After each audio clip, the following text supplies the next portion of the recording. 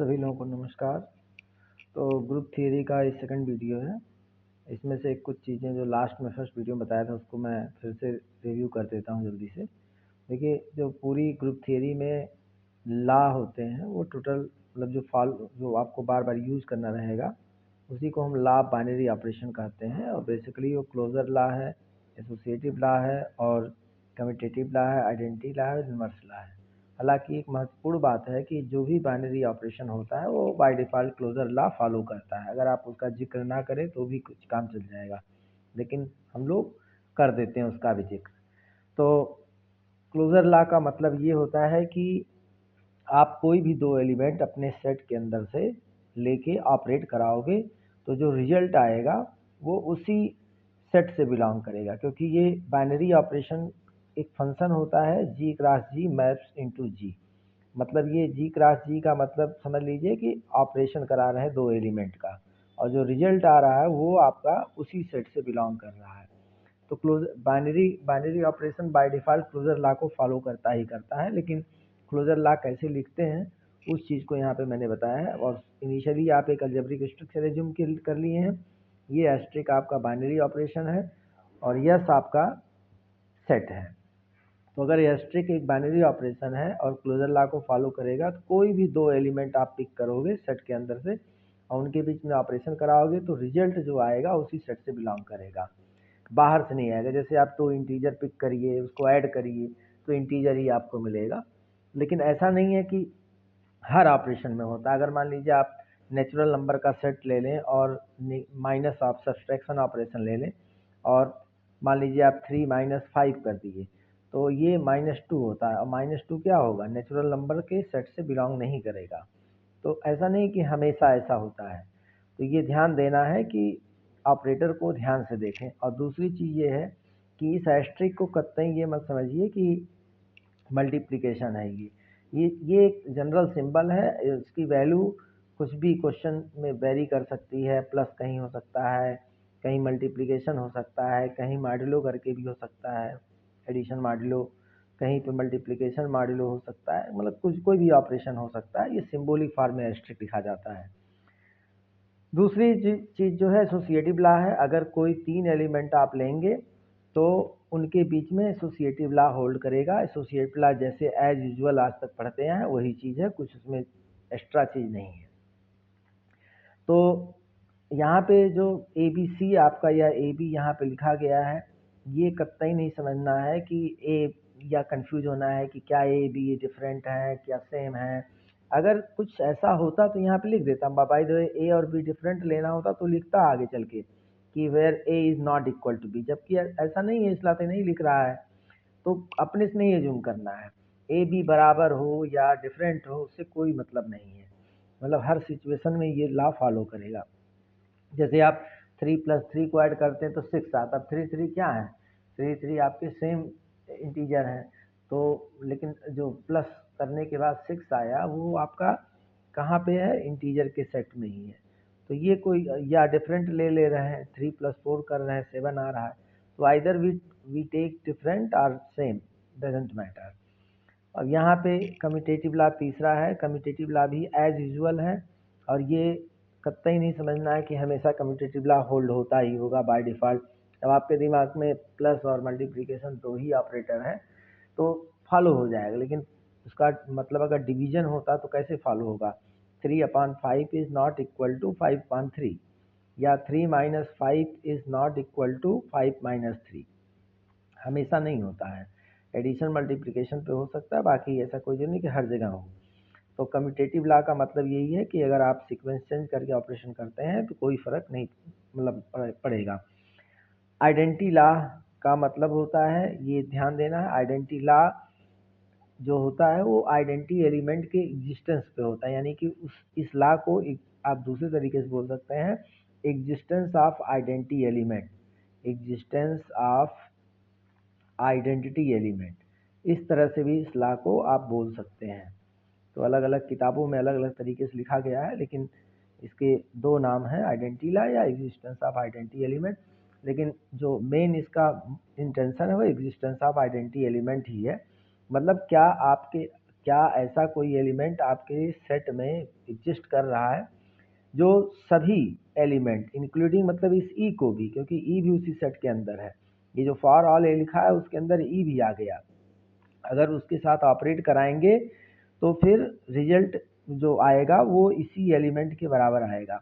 और चाहे लेफ्ट में करिए चाहे राइट में करिए, मतलब ए एस्ट्रिक ई करिए या ई एस्ट्रिक ए करिए, आपको ए मिलेगा। ये आप ध्यान रखिए कि ये एज यूजुअल नहीं है कि आप ए एस्ट्रिक ई कर रहे हैं कि ई एस्ट्रिक ए कर रहे हैं। अगर कम्यूटेटिव लॉ फॉलो होगा तभी ये दोनों बातें बराबर होंगी। हरदम ये कोई ज़रूरी नहीं कि हमेशा फॉलो ही हो, ये आप ध्यान रखिए कि ए एस्ट्रिक ई और ई एस्ट्रिक ए कोई ज़रूरी नहीं कि हमेशा बराबर ही हो। तो जैसे फॉर एग्जांपल अगर हम मान लीजिए कि मल्टीप्लिकेशन डिवीजन के रिस्पेक्ट में आइडेंटिटी एलिमेंट 1 होता है, अगर आप 1/5 करेंगे तो और ये 5/1 करेंगे तो दोनों एक चीज़ नहीं है, एक जैसी चीज़ नहीं है। देखिए यहाँ पे 5 की आइडेंटिटी नहीं बदल रही है, लेकिन यहाँ पे आइडेंटिटी बदल जा रही है। तो ये कतई नहीं समझना है कि ये तो हमेशा होता ही होगा, ऐसा कौन सी बड़ी बात है, ए एस्ट्रिक ई और ई एस्ट्रिक ए। ये सब बातें आपको ध्यान देना है। इन्वर्स लॉ की बात अगर हम करें तो इन्वर्स लॉ भी ऐसा है कि हर एक एलिमेंट के लिए एक इन्वर्स एलिमेंट होगा जो कि उसी सेट के अंदर होगा, और दोनों को अगर आप रेड कराएंगे तो आइडेंटिटी एलिमेंट आपको मिलेगा। इसी नाते महत्वपूर्ण बात यह है कि आइडेंटिटी लॉ का डिस्कशन पहले किया जाता है, इन्वर्स लॉ का डिस्कशन बाद में किया जाता है, क्रोनोलॉजिकल ऑर्डर है, क्योंकि इस आइडेंटिटी एलिमेंट की ज़रूरत इन्वर्स लॉ को डिफाइन करने में हो रहा है। जब तक आइडेंटिटी एलिमेंट को आप डिफाइन नहीं करेंगे कैसे उसको यूज़ कर सकते हैं। तो ये जो क्रोनोलॉजिकल ऑर्डर है ये हमेशा हमेशा हमें ध्यान रखना चाहिए कि ये जो लॉ हैं इसी क्रम में आप याद रखिए, तो और इसका फ़ायदा आगे भी आपको मिलेगा। तो यहाँ पे दोनों में अंतर ये है कि आइडेंटिटी एलिमेंट एक ही होता है, हर सेट के अंदर एक ही एलिमेंट होगा, और मतलब अगर अलजेब्रिक स्ट्रक्चर चेंज होगा तो बदलेगा, लेकिन सेम अलजेब्रिक स्ट्रक्चर के अंदर हर एलिमेंट के लिए एक ही आइडेंटिटी एलिमेंट होगा। लेकिन इन्वर्स लॉ की बात जब हम करेंगे तो इन्वर्स लॉ में हर एलिमेंट का जो इन्वर्स एलिमेंट होगा वो अलग अलग होगा। जैसे आप अगर मान लीजिए कि इंटीजर का सेट आप ले लीजिए, इंटीजर पॉजिटिव निगेटिव सब है, न्यूट्रल सब है, तो आप इसमें अगर एडिशन ऑपरेशन आप लेंगे तो 5 का एडिटिव इन्वर्स एडिशन ऑपरेशन है, इस नाते इन्वर्स को हम एडिटिव इन्वर्स बोलते हैं। अभी हम आपको बताएंगे, कुछ टर्म आपको हमेशा याद रखने हैं, यहाँ पे मेंशन किया है। प्लस का अब 5 में क्या ऐसा ऐड किया जाए कि आइडेंटिटी एलिमेंट आ जाए। आइडेंटिटी एलिमेंट हालांकि एडिशन ऑपरेशन के लिए 0 होता है, ये आपको पता है कि किसी भी नंबर से के साथ अगर 0 को ऑपरेट कराएंगे, एडिशन ऑपरेशन कराएंगे तो उस नंबर की आइडेंटिटी बदलेगी नहीं, वही रिजल्ट आपको मिलेगा। तो 5 प्लस माइनस 5 इक्वल टू 0, तो 5 का इन्वर्स -5 है, और आपका अगर -5 की बात करें तो उसका इन्वर्स आपका 0 -5 का +5 होगा। तो ये जो है हर एक एलिमेंट का, आप 3 का क्या होगा -3, और 4 का क्या होगा -4, तो हर एक एलिमेंट का अलग एक इन्वर्स एलिमेंट होता है, ये आपको ध्यान में रखना है। तो यहाँ पे कुछ टर्म हैं जो आपको हमेशा याद रखने हैं, जो एज मतलब ये फ्रिक्वेंटली यूज होगा। राइट आइडेंटिटी, जैसे ये आपका ई इधर राइट में यूज हुआ है तो इस नाते इसी ई को हम राइट आइडेंटिटी बोलेंगे, और ई है ई लेफ्ट में यूज हुआ है, लेफ्ट आइडेंटिटी बोलेंगे। हालांकि दोनों इक्वल ही होते हैं, फिर भी मतलब जब तक प्रूफ ना कर लें तब तक आपको ये डिस्टिंग्विश करना है कि लेफ्ट और राइट आइडेंटिटी, लेफ्ट में है तो लेफ्ट आइडेंटिटी और राइट में है तो राइट आइडेंटिटी। इसी तरीके से आपका एडिटिव आइडेंटिटी टर्म है, जैसे हमने अभी थोड़ी देर बोला कि 5 मतलब अगर अलजेब्रिक स्ट्रक्चर आप इंटीजर का सेट लीजिए और प्लस ऑपरेशन लीजिए तो एडिटिव आइडेंटिटी आपका 0 होगा, क्योंकि 0 ही एक ऐसा एलिमेंट है सेट के अंदर जिसको हम किसी अदर नंबर से ऐड कराएंगे, इवन इटसेल्फ के साथ भी ऐड कराएंगे तो आइडेंटिटी नहीं बदलेगी। 0 में 0 के साथ 0 ऑपरेट कराए 0 आएगा, 5 के साथ 0 को ऑपरेट कराए 5 आएगा, मतलब आइडेंटिटी नहीं बदल रही है। तो एडिशन नेचर का अगर ऑपरेशन है, ये नहीं कि एग्जैक्टली एडिशन ही होगा, एडिशन नेचर का ऑपरेशन है। जैसे प्लस मॉड्यूलो 5, ये आपका एडिशन नहीं है, एडिशन मॉड्यूलो 5 है, तो लेकिन इसका नेचर एडिटिव होगा। तो जो भी एडिटिव नेचर का ऑपरेटर होगा उसके लिए उसके करस्पॉन्डिंग जो भी आपका आइडेंटिटी एलिमेंट होगा उसको एडिटिव आइडेंटिटी एलिमेंट बोलेंगे। इसी तरह से मल्टीप्लिकेशन के रिस्पेक्ट में मल्टीप्लिकेटिव आइडेंटिटी, और इन्वर्स जो होगा हर एक एलिमेंट का उसको एडिटिव इन्वर्स, और मल्टीप्लिकेशन ऑपरेशन के रिस्पेक्ट में अगर एलिमेंट के इन्वर्स की बात करेंगे तो मल्टीप्लिकेटिव इन्वर्स बोलेंगे। जैसे मैं अगर मान लीजिए कहीं पर लिखा है A asterisk B is equal to A plus B plus two, तो देखिए यहाँ पे जो नेचर है वो एडिशन ही है, क्योंकि बाद में आया एस्ट्रिक का मतलब आया प्लस प्लस करके रिफ्लेक्ट हुआ, लेकिन एज यूजुअल ये एडिशन नहीं है। जैसे आप यहाँ पे 5 एस्ट्रिक 5 करेंगे तो 10 नहीं मिलेगा, 5 प्लस 5 प्लस 2 12 मिलेगा आपको। तो एग्जैक्ट एडिशन नहीं है, बट क्या है कि एडिशन नेचर का है, 2 एक्स्ट्रा आपको ऐड करके दे रहा है। तो अभी मान लीजिए ए एस्ट्रिक बी करें और A asterisk B equal to A B by 2 लिख दें, तो ये देखिए मल्टीप्लिकेशन ही जैसा लास्ट में रिफ्लेक्ट हुआ, लेकिन क्या है एग्जैक्ट मल्टीप्लिकेशन नहीं है। अब यूजुअली आप करें 5 इंटू 4 तो 20 मिलता है, 5 इंटू 4 करें तो 20 मिलता है, लेकिन यहाँ पे एस्ट्रिक मल्टीप्लिकेशन नेचर का होते हुए भी आपको 20/2 देगा 10। तो है तो मल्टीप्लाई हो रहा है, लेकिन मल्टीप्लायर जैसी बात हो रही है, लेकिन क्या है कि एग्जैक्ट मल्टीप्लिकेशन नहीं है। तो ये आपका मल्टीप्लिकेशन नेचर का ऑपरेटर है, और ये जो है एडिटिव नेचर का ऑपरेटर है आपका। तो आप ये ध्यान रखिए कि नॉर्मल एडिशन नहीं है, नॉर्मल मल्टीप्लिकेशन नहीं है, अलग अलग क्वेश्चन में अलग अलग तरीके का हो सकता है। तो यहाँ पे कुछ थ्योरम है, तो ये सब टर्म आप याद रखिए, ये सब फ्रीक्वेंटली यूज होगा। जब तक ये सब दिमाग में नहीं रहेगा समझ में बातें आएंगी नहीं। अब यहाँ पे देखिए कुछ थ्योरम है, छोटे छोटे थ्योरम, ये भी एग्जाम में पूछे जाते हैं। जैसे the identity element if it exist लिखा गया है, ये देखिए सब पहले तो इसी बात को समझिए, इफ इट एग्जिस्ट। अब मान लीजिए कि हमने ले लिया नेचुरल नंबर का सेट और प्लस ऑपरेशन, अब बताइए इसमें कहाँ पे आइडेंटिटी एलिमेंट एग्जिस्ट करे, क्योंकि जीरो नेचुरल नंबर में नहीं आता। लेकिन अगर आप होल नंबर का सेट ले लीजिए और प्लस ले लीजिए, तब आपका यहाँ पे जीरो एग्जिस्ट करेगा। लेकिन साथ में ये भी आप समझ लीजिए कि इसमें एडिटिव इनवर्स हर एलिमेंट का नहीं एग्जिस्ट करेगा, क्योंकि इसके अंदर नेगेटिव नंबर आता ही नहीं है। 3 का एडिटिव इनवर्स -3 होगा, कहाँ नेचुरल नंबर के सेट में आता है, 3 प्लस -3 0 तो आएगा, लेकिन -3 doesn't exist in this set, तो इनवर्स लॉ आपका नहीं फॉलो होगा। और ऐसे ही होल नंबर के सेट, अब यहाँ पे तो जीरो भी नहीं एग्जिस्ट कर रहा है, तो आइडेंटिटी लॉ भी नहीं फॉलो करेगा। लेकिन इसमें जब जाएंगे तो आपका जीरो है होल नंबर के सेट में, तो आइडेंटिटी एलिमेंट का एग्जिस्टेंस है, आइडेंटिटी लॉ फॉलो कर रहा है, बट इनवर्स लॉ यहाँ पे नहीं फॉलो कर रहा है। तो ये नहीं है कि बड़ा ये तो आराम से हो ही जाता है, इसमें कौन सी बात है, ऐसा नहीं है। सेट को देखना पड़ेगा, ऑपरेटर को देखना पड़ेगा, तब जाके आपको पता चलेगा। तो यहाँ पे इसी नाते ये थ्योरम में स्टेटमेंट लिखा है इफ इट एग्जिस्ट, तो अगर एग्जिस्ट करता है तब की बात है। तो वो कह रहा है कि the identity element if it exist of any algebraic structure is unique. तो यूनिक शब्द बोला मतलब एक ही कोई होगा, एक से ज़्यादा नहीं हो सकता है।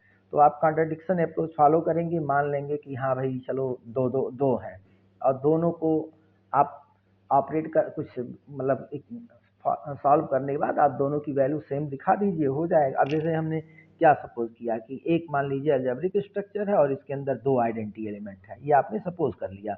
अब आप क्या करिए कि ई मान लीजिए, now E is the identity element, तो ई इन्हीं दोनों का कोई दूसरे एलिमेंट की जरूरत भी नहीं है, दूसरे तीसरे एलिमेंट की जरूरत, पहले इन्हीं पे टेस्ट करके देख लीजिए। ई एस्ट्रिक ई डैश, अगर ई आइडेंटिटी एलिमेंट है तो ई डैश आएगा, क्योंकि ई डैश की आइडेंटिटी बदलने नहीं देगा, क्योंकि ई आइडेंटिटी एलिमेंट आपने सपोज किया है।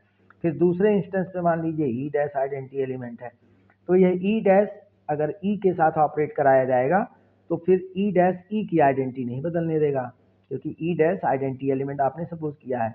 अब आप दोनों के लेफ्ट साइड का पार्ट देखिए, तो लेफ्ट आपका इक्वल है तो राइट भी इक्वल हो जाएगा, तो इसलिए E dash is equal to E, यानी कि आपका आइडेंटिटी एलिमेंट यूनिक होता है। तो ये बड़ा ही सिंपल थ्योरम था, ये सब भी अब थ्योरम 2 मार्क्स में पूछे जाने लगे हैं, नहीं तो पहले 5 मार्क्स में पूछे जाते थे। For an associative algebraic structure the inverse of every invertible element is unique. अब यहाँ पे देखिए, कोई अगर जल्दबाजी में क्वेश्चन पढ़ेगा तो समझ में बात नहीं आएगी। यहाँ पे एसोसिएटिव अलजेब्रिक स्ट्रक्चर की बात कर रहा है, यानी कि एसोसिएटिव लॉ होल्ड करने वाला अलजेब्रिक स्ट्रक्चर है। अब एसोसिएटिव होल्ड करने वाला अलजेब्रिक स्ट्रक्चर, तो इसका मतलब नहीं केवल नाम गिनाने के लिए दिया गया, you have to use that associative property.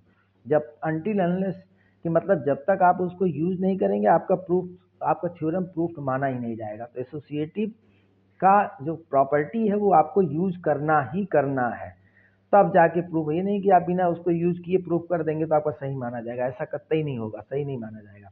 और एवरी इन्वर्टिबल, यहाँ पे लिखा है जो भी जिसका भी इन्वर्स एग्जिस्ट कर रहा है वो यूनिक होगा, ये नहीं कि अलग अलग दो आ जाएंगे। तो पहले आप सपोज करिए कि एक अलजेब्रिक स्ट्रक्चर है एस एस्ट्रिक, उसके बाद उसके अंदर एक आइडेंटिटी एलिमेंट सपोज कर लीजिए, क्योंकि आइडेंटिटी जब इन्वर्स की बात होगी तो आइडेंटिटी एलिमेंट का जरूर यूज होगा, ये मैंने अभी इन्वर्स ला के समय बताया था। इसी नाते आइडेंटिटी ला पहले आता है और इन्वर्स ला बाद में आता है।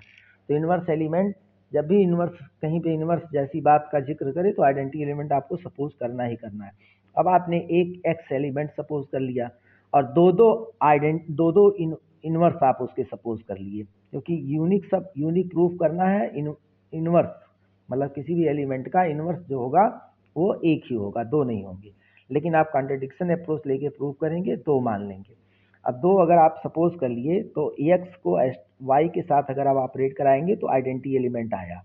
इसी नाते कहा था कि आइडेंटिटी एलिमेंट सपोज करना पड़ेगा। जब जब इन्वर्स का जिक्र होगा आपको आइडेंटिटी एलिमेंट सपोज ही करना है, और आप वाई एस्ट्रिक एक्स करेंगे तब भी ई आएगा।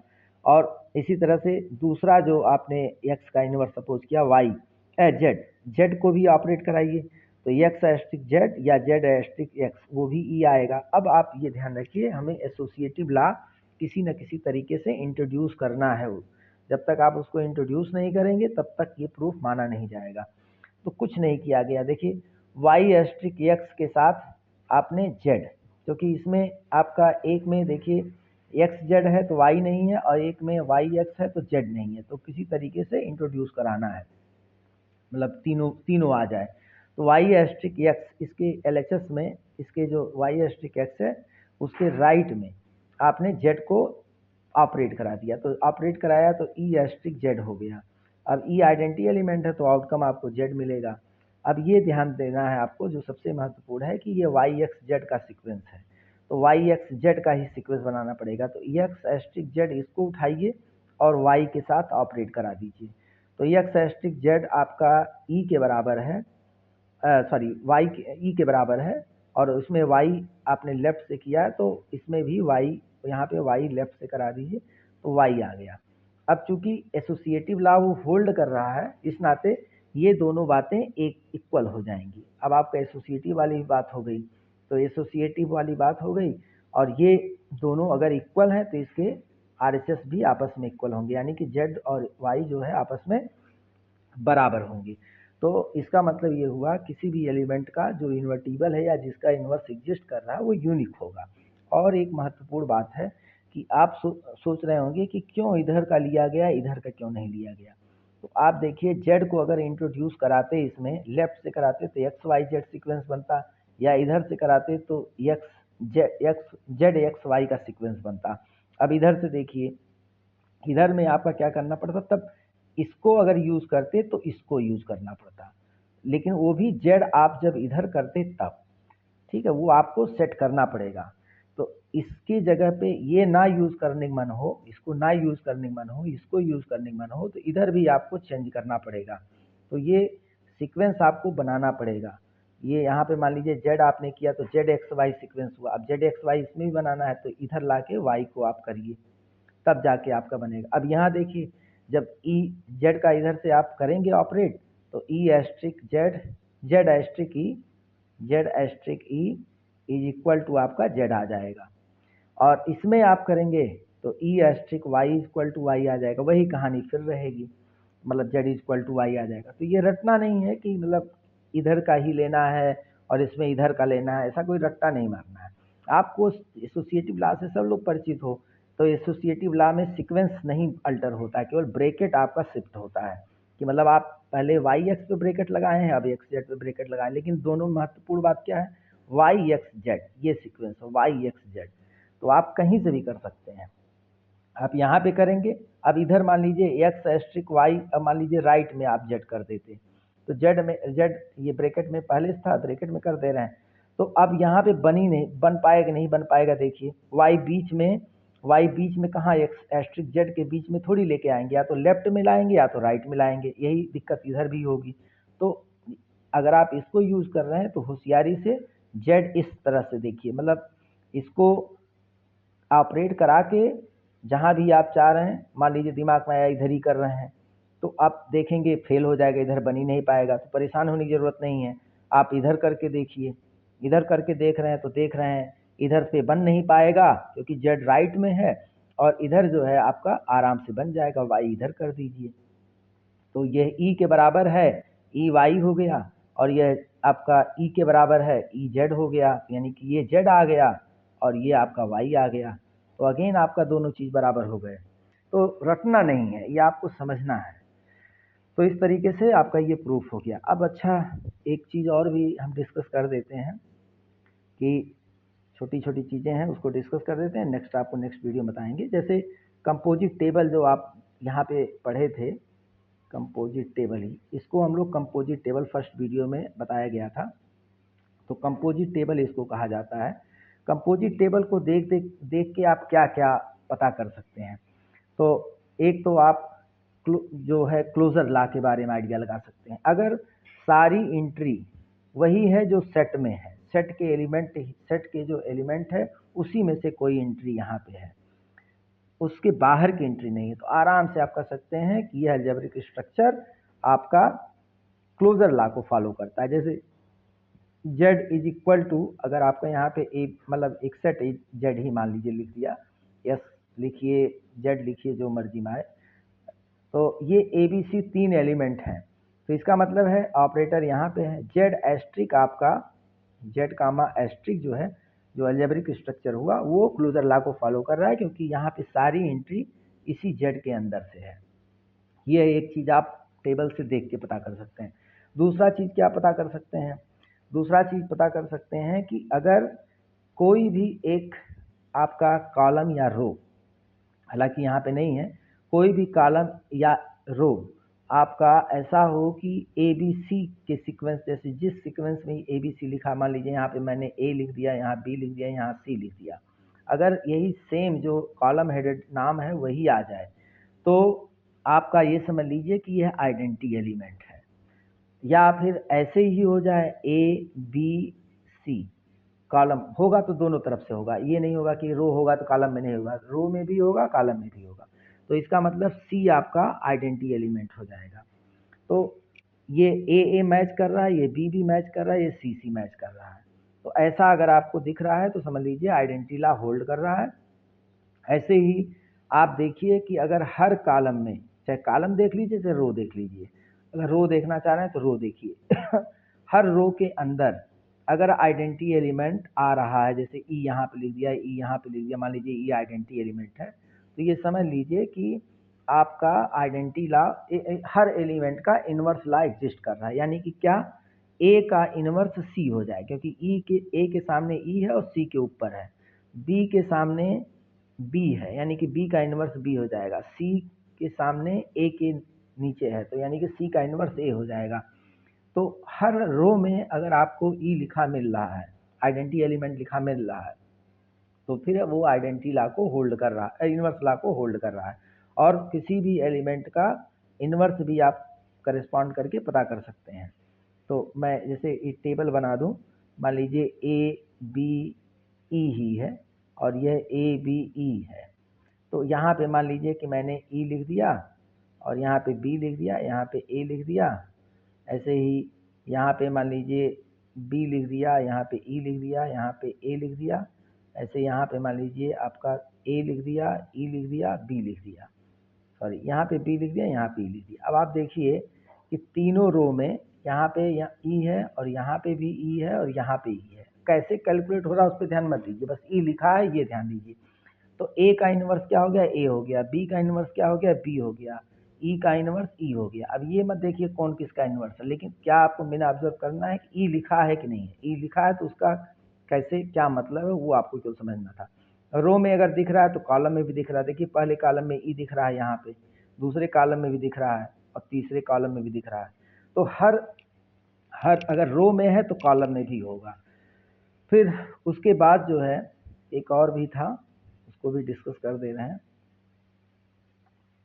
जैसे इनवर्स लॉ तो डिस्कशन हो गया। कम्यूटेटिव लॉ की बात जहाँ तक है, तो कम्यूटेटिव लॉ की बात आप देखिए कि जैसे ए बी सी अगर यहाँ पे लिखा है, ए बी सी यहाँ पे लिखा है, अगर मान लीजिए कि ए बी इक्वल टू यहाँ पे ए आया, तो बी के सामने ए के नीचे भी ए ही आएगा, तभी ना। देखिए इस ए का एंट्री क्या होगा, इस ए की एंट्री कैसे हुई, रो को पहले बोलते हैं, बी एस्ट्रिक ए है और इक्वल टू ए आया। मान लीजिए थोड़ी देर कंफ्यूज ना हो, सी लिख दे रहे हैं, सी मान लीजिए लिख दिया गया दोनों को ही। तो B asterisk A equal to B C है और A asterisk B equal to भी सी ही है। तो आप ये देख रहे हैं कि ये कम्यूटेटिव लॉ होल्ड होने का सिम्टम है, यानी कि पहले कॉलम और पहले रो और दूसरे कॉलम के नीचे जो लिखा है वही दूसरे रो और पहले कॉलम के नीचे लिखा है। ऐसा अगर कोइंसिडेंस हर जगह मिलेगा तो समझ लीजिए कि आपका वो कम्यूटेटिव लॉ को होल्ड कर रहा है। नेक्स्ट वीडियो में डिस्कस करेंगे।